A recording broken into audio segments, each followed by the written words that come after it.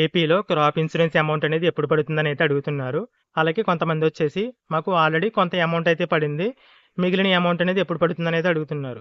ఈ విధంగా కొంతమంది రైతులకి కొంత అమౌంట్ పడడానికి కారణం ఏంటి అంటే, గతంలో ఈ క్రాప్ ఇన్సూరెన్స్ అనేది అంటే ఏదైతే ఫసల్ బీమా యోజన ఉందో అది ఉచితంగా అయితే అమలు చేసింది రాష్ట్ర ప్రభుత్వం. అందులో భాగంగా రైతుల వాటా కూడా రాష్ట్ర ప్రభుత్వమే చెల్లించాలి.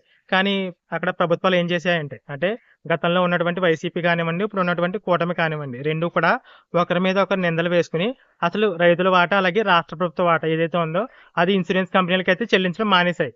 దీనివల్ల ఏమయ్యాయి అంటే కేంద్ర ప్రభుత్వం ఒక మార్పయితే తీసుకొచ్చింది.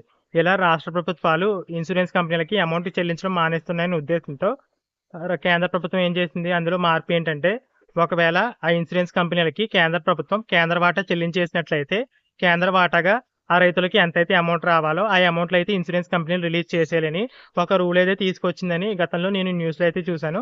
అందులో భాగంగానే కొంతమంది రైతులకి సగం అమౌంట్ అనేది పడుండొచ్చు. అంటే కొంత అమౌంట్ అనేది ఈ క్రాప్ ఇన్సూరెన్స్ అమౌంట్ అనేది పడుండొచ్చు. ఇక మిగిలిన అమౌంట్ ఎప్పుడు పడుతుందన్న డౌట్ అయితే ఉంది కదా! అది ఎప్పుడు పడుతుందంటే రాష్ట్ర ప్రభుత్వాలొచ్చేసి ఇన్సూరెన్స్ కంపెనీలకి అమౌంట్ చెల్లించాల్సినట్లయితే మేబీ ఆ అమౌంట్ అయితే రైతుల ఖాతాలో అయితే జమ అవ్వచ్చు.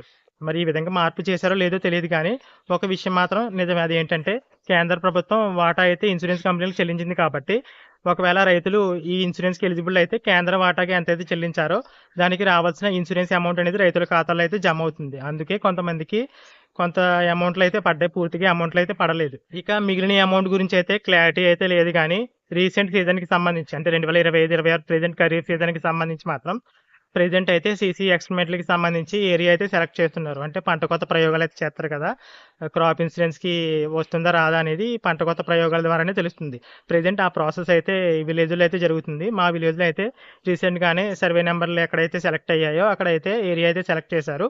పంట కోత పూర్తయిన తర్వాత ఈ సీజన్‌కి సంబంధించి క్రాప్ ఇన్సూరెన్స్ అనేది మీ విలేజ్‌కి వస్తుందా? రాదా? అన్నది కూడా ఈ పంట కోతలు పూర్తయిన తర్వాత అయితే తెలుస్తుంది.